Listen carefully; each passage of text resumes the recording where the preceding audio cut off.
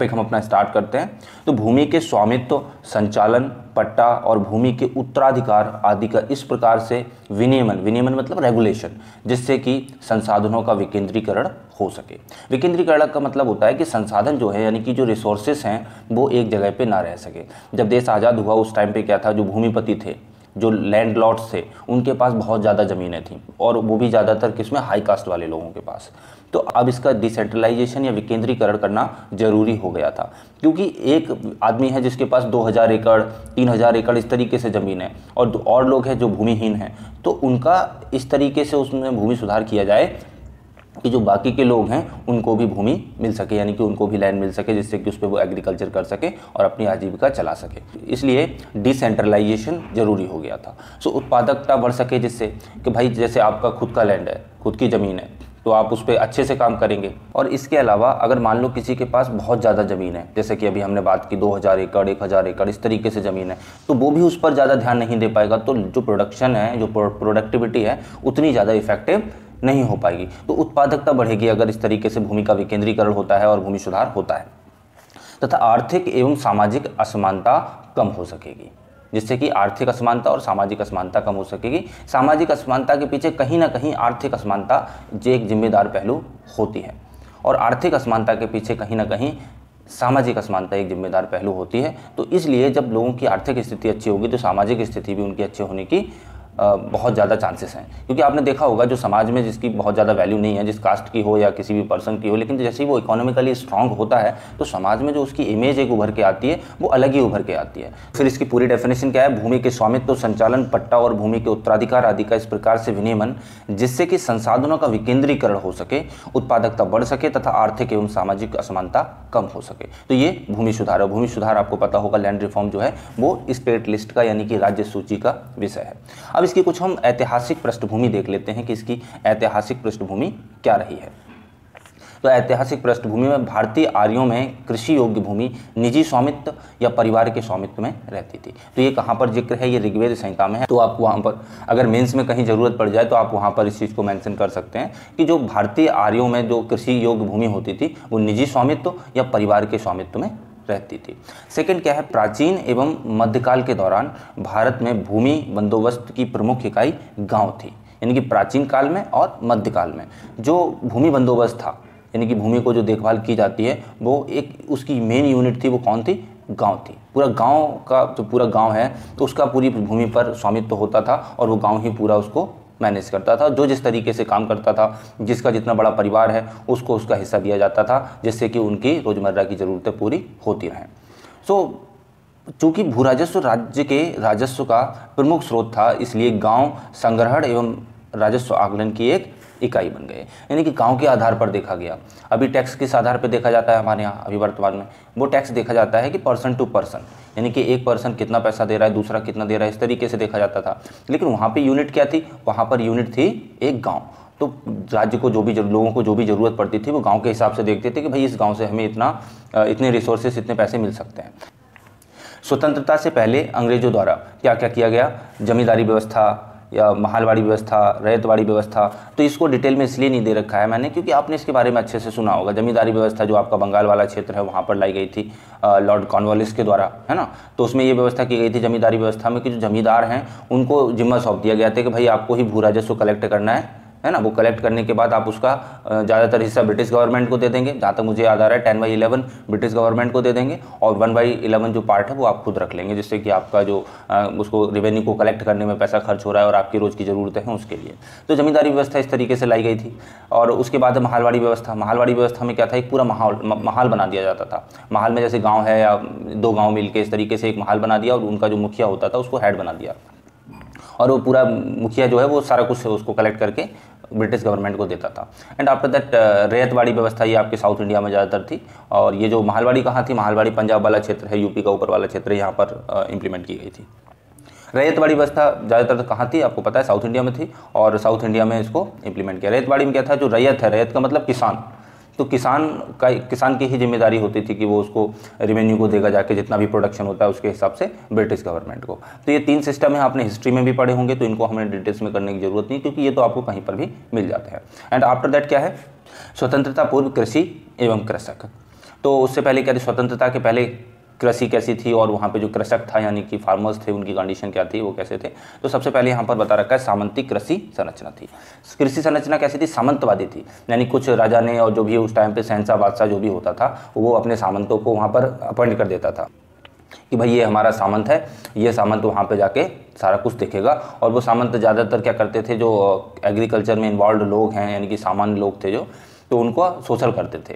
तो ये एक समस्या सामंतवादी व्यवस्था में बन के आ रही थी। सामंत एक अलग क्लास बन के आ गई, वो हाई क्लास मानी जाने लगी और बाकी के जो है लोअर क्लास में आते थे, जो भी खेतों में काम करते थे, मजदूर होते थे। तो इस तरीके से सोशल डिस्क्रिमिनेशन भी देखने को मिल रहा था आर्थिक के साथ साथ। और सेकंड क्या है, शोषण।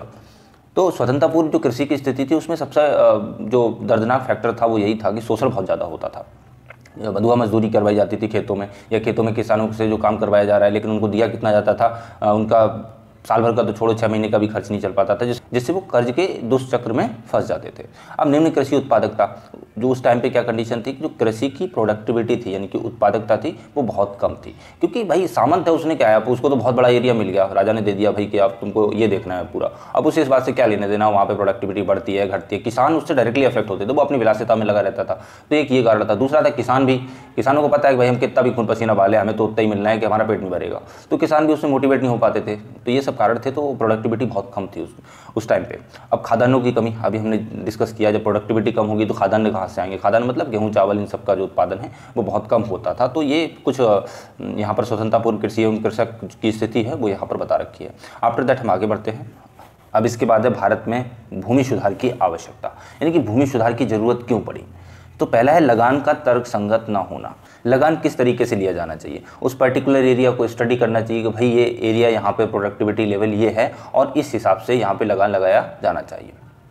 इसके अलावा वहाँ पर देखा जाना चाहिए कि लोग जो किसान हैं उनकी स्थिति कैसी है। बट भाई ऐसा कुछ भी नहीं है, बस जो मन में आया लगा दिया। राज्य को जितनी ज़रूरत हुई पैसों की अपनी सेना को चलाने के लिए, और इसके अलावा अपनी जो महलों की ज़रूरतें पूरी करनी है, सामंतों को अपनी अय्यासियाँ पूरी करनी है, तो इस तरीके से जो भी उनको मन होता था वो लगान लगा देते थे। तो भूमि सुधार की ज़रूरत थी।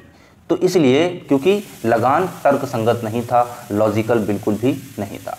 सेकंड है निम्न उत्पादन क्षमता।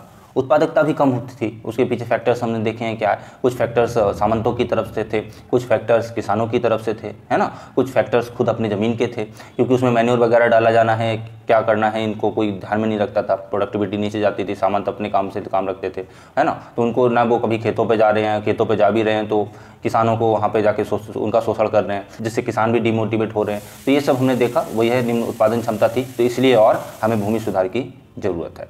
थर्ड है स्वामित्व का असमान वितरण। कुछ लोगों के हाथों में ही भूमि का एक बड़ा हिस्सा होता था, है ना। तो और वास्तव में ये लोग खेती नहीं करते थे, है ना। किसी यहाँ लिखा हुआ है कुछ लोगों के हाथों में ही भूमि का एक बड़ा हिस्सा होता था, लेकिन वास्तव में ये खेती नहीं करते थे। अभी हमने देखा किस तरीके से कुछ लोग हैं जिनके पास 1000, 2000 एकड़, 500 एकड़ इस तरीके से ज़मीन है, और इसके बाद भी वो खेती कर नहीं रहे हैं। वो किससे करवा रहे हैं, छोटे किसानों से, मजदूरों से खेती करवा रहे हैं। तो अब वो छोटे किसान और मजदूर जो होते थे वो भी मोटिवेटेड नहीं रहते थे। भाई कहाँ से मोटिवेटेड रहें, कहाँ से उनको इतना मनोबल मिले जिससे कि वो काम कर पाए, क्योंकि खून पसीना एक कर रहे हैं, पूरा परिवार उसमें लगा हुआ है। लेकिन स्थिति बाद में भाई ये मुंशी प्रेमचंद का जो उपन्यास है गोदान, उसमें जो होरी की हालत थी, भाई दिन रात मेहनत करता था, पसीना बहाता था, लेकिन क्या मिलता था उसको, कुछ नहीं। तो यही यहाँ पर स्थिति आपको पूरी बता रखी है कि स्वामित्व का असमान वितरण था एक, इसलिए भी हमें भूमि सुधार की जरूरत है। एंड भूमिहीनों की अधिक संख्या। जब भाई कुछ ही लोगों के पास अधिक लैंड होगा तो ज़्यादातर लोग कैसे होंगे, भूमिहीन होंगे। और जो भूमिहीन है भाई वो काय को खेती करेगा, मजबूरी में करेगा, भी मजदूरी करेगा। तो बस इतना सोच पाएगा कि भाई किसी तरीके से हमारा गुजारा चल जाए। खेत कैसा रहता है, खेत की प्रोडक्टिविटी डाउन होती है या बढ़ती है, उससे कोई मतलब नहीं है। इसके बाद क्या है, जमींदारों को अपनी खेती में कोई व्यक्तिगत रुचि नहीं बल्कि धन में, है ना। उनको रुचि कोई नहीं थी भाई कि खेती कैसी हो रही है, क्या हो रही है, बट उनको किसमें, पैसे में रुचि थी कि भैया उनको जो लगान है वो टाइम पे मिल रहा है कि नहीं मिल रहा है, कैसे मिल रहा है, मार के पीट के जैसे भी मिल रहा है किसानों को, भाई उनको लगान चाहिए, है ना। लगान मूवी में ये चीज़ दिखाई भी गई है, आपने आमिर खान की मूवी देखी हो तो। जिसके लिए किसानों एवं मजदूरों का शोषण करते थे वो लोग। और भाई व्यक्तिगत रूप से अगर देखा जाए उनकी कोई व्यक्तिगत रुचि नहीं थी। वो वहाँ पर जो इन्वेस्ट करना चाहिए, निवेश करना चाहिए खेती में, वो बिल्कुल भी नहीं करते थे निवेश। कि खेती में बहुत सारी ज़रूरतें होती हैं, जैसे खेती की जो खेत है उसको लेवल करना, इसके अलावा उसमें मैन्योर फर्टिलाइजर, उस टाइम फर्टिलाइजर तो थे नहीं, उस टाइम पे मैन्योर वगैरह है वो डालना, है ना, अच्छे बैल रखना, इससे इन्वेस्टमेंट उस टाइम पे भी होता था, जो भी होना है, बीज अच्छे लाना। तो ये नहीं, उनमें कोई इंटरेस्टेड नहीं था और प्रोडक्टिविटी जो थी वो नीचे ऑब्वियसली हो जाएगी, तो वो भी डाउन जा रही थी।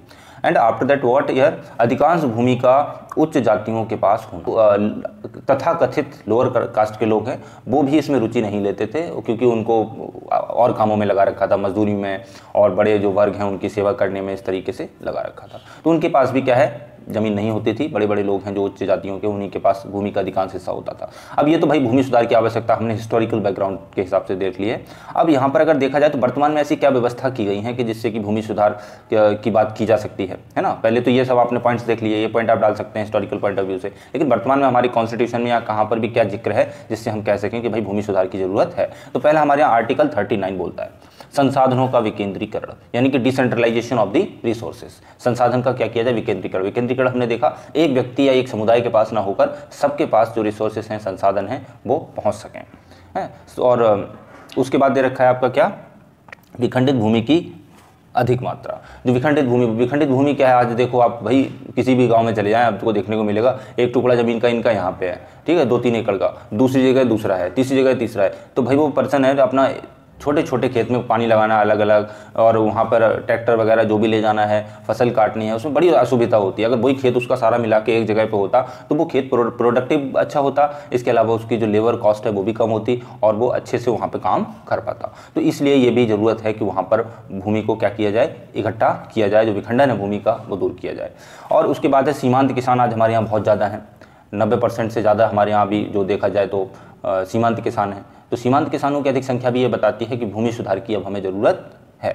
चलो अब हम आगे बढ़ते हैं। पर आपको उद्देश्य बता रखा है, तो उद्देश्य क्या है भाई, उपर्युक्त का समाधान। अब इसको अलग से लिखने की तो ज़रूरत नहीं है। तो जो भी हमने देखा था अभी तक समस्याएं पड़ी थी, भूमि सुधार की ज़रूरत क्यों है, तो उन्हीं का वही समस्याएं थी, उन्हीं की अगर हम उन्हीं को सुधार दें तो इसीलिए तो उसका उद्देश्य है।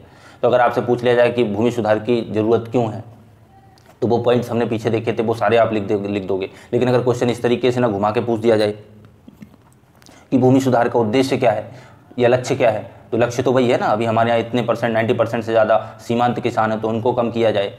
दूसरा हमने देखा था कि हमारा जो आर्टिकल 39 है उसमें मेंशन है कि डिसेंट्रलाइजेशन ऑफ रिसोर्सेज, यानी कि संसाधनों का विकेंद्रीकरण, तो उसको अचीव किया जाए। इसके अलावा हमने बहुत सारे देखे थे कि किस तरीके से समस्याएं थी, उन समस्याओं को दूर किया जाए। तो ये सब आप पॉइंट्स वो पिछले वाले उद्देश्य में लिख सकते हैं। अब उसके बाद है भारत में भूमि सुधार जो कदम उठाए गए हैं वो क्या क्या किए गए हैं। तो पहला कदम है काश्तकारी विनियमन, है ना, रेगुलेशन जो काश्तकारी का लाया गया था। तो ये क्या था कि संविधात्मक शर्तों में सुधार किया गया था। जो कॉन्ट्रैक्ट होते हैं ना फार्मिंग के, वो उनमें सुधार किया गया था कि किस तरीके से कॉन्ट्रैक्ट ऐसा हो सके जिससे किसानों को भी कुछ लाभ हो सके। ऐसा ना हो कि भाई ज़्यादातर हिस्सा किसको मिल जाए, सामंत हैं, राजा हैं, उन्हीं को ज़्यादातर हिस्सा मिल जाए, किसानों को कुछ ना मिल पाए, तो ऐसा ना हो। और उसके बाद बिचौलियों का उन्मूलन। जो स्वतंत्रता पूर्व लगान संग्राहक होते थे, तो जो पहले लगान को इकट्ठा करते थे, अब वही बीच में किसी की क्यों ज़रूरत है। अब भारत सरकार है और भारत सरकार के अलावा किसान है, तो किसानों से सीधा सीधा लगान लेना चाहिए ना, टैक्स जो भी लगता है तो वो सरकार ले। लेकिन बिचौलिए बीच में जो काम करते थे उनको भी हटाने की ज़रूरत महसूस हुई और इसके लिए बिचौलियों के उन्मूलन के लिए एक कानून लाया गया।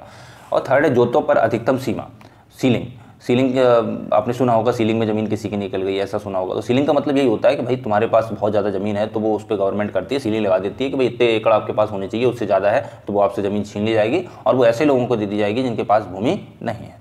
फिलीपींस में कुल लक्षित भूमि के 63% का वितरण किया गया। तो यहाँ पर आपको एक बहुत अच्छा एग्जाम्पल दे रखा है, आप इसको मेंस में डाल सकते हैं, है ना। तो हमें फिलीपींस से कुछ सीखने की ज़रूरत है कि फिलीपींस में जो भी भूमि थी उसकी 63% का पुनर्वितरण किया गया, यानी कि जिनके पास नहीं थी उनको दी गई। असमान भूजोतों का समेकन, है ना। समेकन का मतलब होता है कंसोलिडेशन। तो असमान जो भूजोत हैं, कहीं किसी के पास यहाँ पे थोड़ा सा टुकड़ा है, कहीं और है ना, किसी के पास बहुत ज़्यादा है, किसी के पास बहुत कम है, तो उसका क्या किया गया, कंसोलिडेशन किया गया, है ना। अलग अलग टुकड़ों को एक जगह पे किया गया। तो इन सब में जो हमारे पास डेटा है और जो इन्फॉर्मेशन है उसके हिसाब से देखा गया कि बिचौलियों के उन्मूलन का जो प्रयास किया गया था वो सर्वाधिक सफल रहा, सबसे ज़्यादा सफल यही रहा जो बिचौलियों के उन्मूलन का प्रयास किया गया। तो भूमि सुधार के 4 चरण बताए जाते हैं। अगर मेंस में आपसे पूछ लिया जाता है कि भारत में भूमि सुधार किस तरीके से रहा है, तो आप अगर इन चारों चरणों को इनके ईयर के हिसाब से पूरा सारा कुछ अच्छे से बता देंगे तो डेफिनेटली आपको अच्छे मार्क्स मिलेंगे। पहला चरण क्या है, 1950 से लेकर जब हमारा कॉन्स्टिट्यूशन इंप्लीमेंट हुआ तब से लेके कब तक, 72 तक। उस टाइम के बीच में क्या किया गया कि बिचौलियों के उन्मूलन के लिए काम किया गया, काश्तकारी सुधार कानून लाया गया, यानी कि बिचौलियों का उन्मूलन जो कानून था, काश्तकारी कानून था, वो लाया गया। भूमि की सीलिंग एवं पुनर्वितरण पर ध्यान दिया गया। तो ये 1950 से लेकर 1972 तक ये सुधार किए गए। दूसरा चरण कब आता है? दूसरा चरण आता है 1973 से 1985 के बीच में। इसमें क्या किया गया? इसमें ध्यान दिया गया था कि जो गैर कृषि भूमि है, यानी कि जिस पे एग्रीकल्चर नहीं हो रही है लेकिन जिस पे एग्रीकल्चर हो सकती है, वो ऐसी ही पड़ी हुई है, तो उसको एग्रीकल्चर भूमि में कन्वर्ट किया गया, है ना। तो दूसरा ये चरण है, इसमें ये सुधार किया गया। अब हम थर्ड की तरफ चलते हैं कि थर्ड में क्या किया गया। तृतीय चरण जो है आपका वो 1986 से 1995 के बीच में है। तो इसमें क्या है कि जल संभर क्षेत्र का विकास किया गया, यानी कि वाटर साइड मैनेजमेंट आपने सुना होगा। वो जल संभर का मतलब है कि नहरें बनाएंगी उस टाइम पे जो नालियां हैं खेतों में जाने के लिए, पानी पहुंच सके वहाँ पे, वो बनाएंगे, यानी कि वाटर की अवेलेबिलिटी जो है बढ़ाई जा सके, उस पर ध्यान दिया गया है। और इसीलिए हम इसको बोलते हैं कि जल संभर क्षेत्र का विकास किया गया है। सेकेंड है सूखा प्रवण क्षेत्र का विकास। सूखा जहाँ पर है, ड्रॉट मैनेजमेंट वहाँ पर किया जाए, जिस पानी है वहाँ पे कुएं खोदे जा सकें, जो भी है, जो तालाब इकट्ठा, जो वाटर हार्वेस्टिंग है उसको बढ़ावा दिया गया, तालाब खोदे गए। तो ये सब काम किया गया कि सूखा प्रवण क्षेत्र का विकास हो सके। एवं मरुस्थलीय क्षेत्र विकास कार्यक्रम चलाया गया, जिसमें जल एवं मृदा संरक्षण पर बल दिया गया। एंड आफ्टर दैट बंजर भूमि विकास एजेंसी की स्थापना की गई। जो इनफर्टाइल लैंड होता है तो उसकी एक डेवलपमेंट एजेंसी बनाई गई, जिससे वो इनफर्टाइल लैंड किसी तरीके से वो फर्टाइल में कन्वर्ट हो सके, यानी कि वहाँ पर पेड़ पौधे लगाए जाए, वहाँ पर मैन्योर डाला जाए, वहाँ पर पानी की व्यवस्था की जाए, जो भी वहाँ पर किया जा सकता है वो सारा कुछ किया जाए, जिससे कि वो फर्टाइल लैंड बन सके। तो ये सुधार किया गया। चलिए अब हम चलते हैं अपने चौथे चरण की तरफ। इसमें क्या किया गया? तो ये था आपका 1996 से अब तक। तो भू अभिलेखों का स्पष्टीकरण एवं डिजिटलीकरण। आपको आज आप वेबसाइट पे डाल देते हो कि ई अभिलेख, है ना, ई भूलेख, इस तरीके से डाल देते हो तो वो आपको पूरी डिटेल आ जाती है कि आपके पास इतनी ज़मीन है, इतने स्क्वायर फीट है, कहाँ पर है, कैसी है, किसके नाम है, आगे कौन कौन से लोग हैं, उनमें डिस्ट्रीब्यूट की गई है। तो बहुत सारा कुछ अब डिजिटलाइजेशन उसका हो चुका है। तो एक ये स्टेप लिया गया। सेकेंड क्या है? भूमि अधिग्रहण पुनर्वास एवं प्रतिस्थापन अधिनियम 2013।